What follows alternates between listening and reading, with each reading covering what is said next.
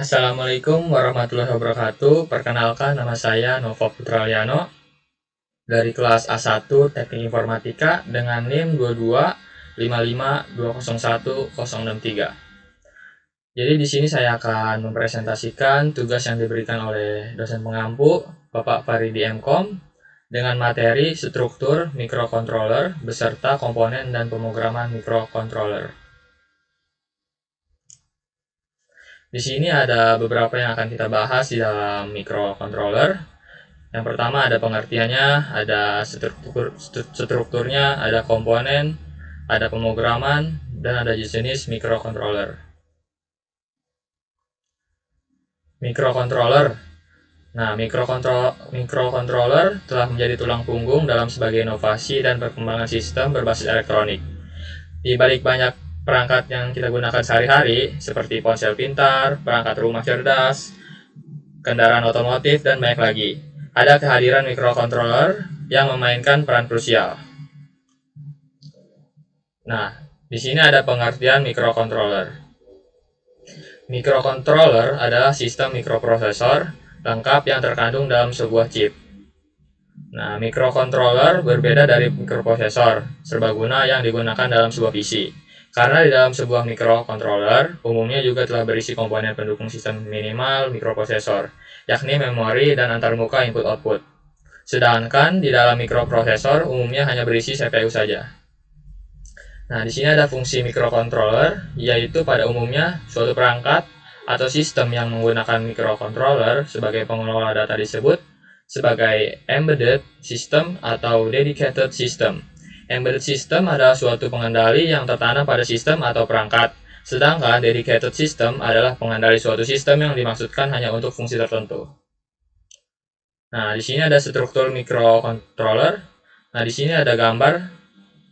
Nah, struktur microcontroller ini mengacu pada susunan organisasi, internal komponen, dan modul dalam microcontroller. Ini mencakup bagaimana komponen-komponen tersebut terhubung satu sama lain, dan bagaimana mereka bekerja untuk mengontrol dan menjalankan operasi microcontroller. Nah, yang pertama ada CPU. Nah, CPU merupakan komponen utama dan bertindak sebagai otak bagi sebuah microcontroller. Pada microcontroller, komponen CPU berfungsi untuk melakukan operasi-operasi penting seperti mengambil perintah, menerjemahkannya, kemudian mengeksekusinya. CPU saling menghubungkan setiap komponen atau bagian dari microcontroller hingga menjadi suatu sistem. Fungsi utama dari CPU adalah mengambil perintah lalu menerjemahkannya dari memori flash atau memori program. Yang kedua ada serial port atau port serial. Nah, port serial ini menyediakan berbagai antarmuka serial antara microcontroller dan peripheral lain, seperti port paralel. Serial port dapat dikatakan sebagai port seri yang diumumkan berfungsi untuk menghubungkan perangkat eksternal seperti modem, mouse, atau keyboard. Yang ketiga ada penyimpanan atau memori. Nah, fungsi memori ini dalam microcontroller sama dengan mikroprosesor. Memori ini digunakan untuk menyimpan data dan program. Sebuah microcontroller bisa memiliki sebuah RAM dan ROM atau memori flash untuk menyimpan kode sumber program. Yang keempat ada port input atau output paralel. Port input atau output paralel digunakan untuk mendorong atau menghubungkan berbagai perangkat seperti LCD, LED, printer, memori, dan perangkat input-output lainnya ke microcontroller.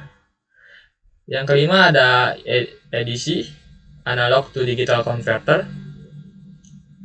Konverter ADC digunakan untuk mengubah sinyal analog ke bentuk digital. Sinyal input dalam konverter ini harus dalam bentuk analog, misalnya output dari sensor, sedangkan outputnya dalam bentuk digital. Output digital dapat digunakan untuk berbagai aplikasi digital seperti layar digital pada perangkat pengukuran. Yang keenam ada DAC, Digital to Analog Converter. DAC merupakan operasi pembalikan konversi ADC. DAC mengubah sinyal digital menjadi format analog. Ini biasanya digunakan untuk mengendalikan perangkat analog seperti motor, DC, dan lain-lain. Yang ketujuh ada interrupt control atau kontrol interupsi. Nah, di kontrol interupsi atau interrupt control ini digunakan untuk menyediakan interupsi penundaan untuk program kerja. Interrupt dapat berupa eksternal, diaktifkan dengan menggunakan pin interrupt atau internal dengan menggunakan interupsi selama pemrograman. Yang ke-8 ada special function block, special functioning block atau blok fungsi khusus. Berbagai microcontroller yang hanya dapat digunakan untuk beberapa aplikasi khusus. Misalnya ada sistem robotika. Pengontrol ini memiliki beberapa port tambahan untuk melakukan operasi, khususnya tersebut yang umumnya dinamakan dengan blok fungsi khusus. Dan yang ke-9 ada timer and counter, pengatur waktu dan penghitung. Timer dan counter adalah salah satu fungsi yang sangat berguna dari microcontroller. Microcontroller mungkin memiliki lebih dari satu timer dan counter. Pengatur waktu timer dan penghitung counter menyediakan semua fungsi pengatur waktu dan penghitung di dalam microcontroller. Operasi utama yang dilakukan di bagian ini adalah fungsi jam, modulasi, pembangkitan pulsa, pengukuran frekuensi, osilasi, dan lain sebagainya. Bagian ini juga dapat digunakan untuk penghitung pulsa eksternal. Nah, selanjutnya ada komponen microcontroller. Nah, komponen microcontroller ini meliputi ada yang pertama Central Processing Unit atau CPU yang tadi sudah kita bahas, ada program memory, flash memory, ada data memory, yang keempat ada EEPROM, yang kelima ada input output ports atau IO ports, yang keenam ada clock atau timer, yang ketujuh ada AD converter analog to digital converter, yang kedelapan ada pengatur daya atau power management, yang kesembilan ada UART, Universal Asynchronous Receiver Transmitter. Yang ke-10 ada SPI, Serial Peripheral Interface. Yang ke-11 ada Watchdog Timer. Yang ke-12 ada Interrupt Controller. Nah, komponen-komponen di samping ini adalah beberapa komponen umum yang ada dalam microcontroller. Namun, jenis dalam jumlah komponen dapat bervariasi tergantung pada jenis dan spesifikasi microcontroller tertentu. Ada pemrograman microcontroller. Nah, pemrograman microcontroller ini adalah proses menulis kode atau program yang akan dijalankan oleh microcontroller. Tujuan dari pemrograman ini adalah mengendalikan perilaku dan tugas-tugas dari perangkat elektronik yang menggunakan microcontroller sebagai otaknya.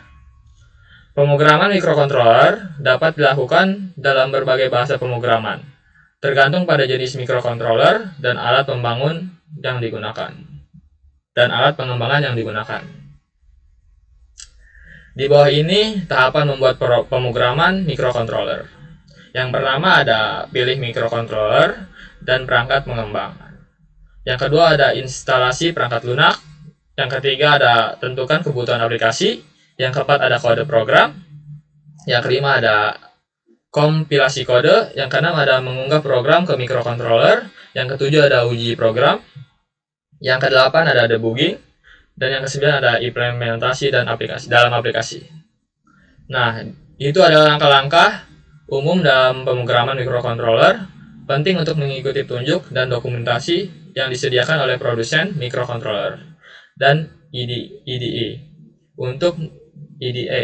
untuk memastikan bahwa pemrograman berjalan lancar dan sesuai dengan spesifikasi perangkat yang digunakan. Nah, di sini ada jenis-jenis microcontroller. Nah, berikut penjelasan singkat dari setiap jenis microcontroller di bawah ini. Yang pertama ada microcontroller AVR. Microcontroller AVR adalah salah satu komponen yang umum digunakan pada bidang instrumentasi dan elektronika. AVR sendiri diambil dari nama Alf Egil Bogen dan Vegard Wollan yang merupakan penemu berkebangsaan Norwegia. Yang kedua ada microcontroller PIC. Nah, PIC Programmable Interface Controller sekarang merupakan mikrokontroler keluaran microchip teknologi dan pertama kali dibuat pada tahun 1975. Kala itu PIC digunakan bersama CPU 1600 untuk meringankan beban kerjanya.